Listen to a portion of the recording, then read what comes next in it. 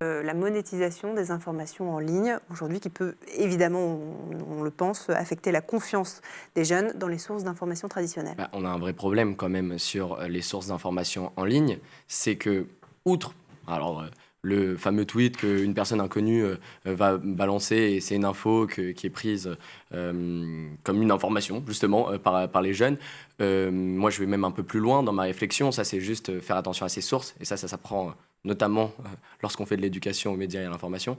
Mais il y a certains comptes qui se disent d'infos sourcées, etc., notamment sur Twitter. Et le problème, c'est qu'on avait vu certains modèles commencer à exister, plutôt viables.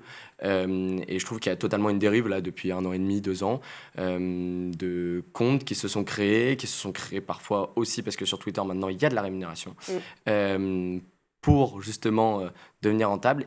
Et il y a un vrai problème justement sur Twitter d'informations qui sont pas ou peu sourcées. Moi, je vais même plus loin. De l'information qui est partisane et qui parfois n'est pas de l'information mais de la propagande. Et pour aller même encore plus loin, je pense qu'il y a des images qui ne doivent pas se montrer sur les réseaux sociaux. Et je pense qu'un journaliste fait attention à ça.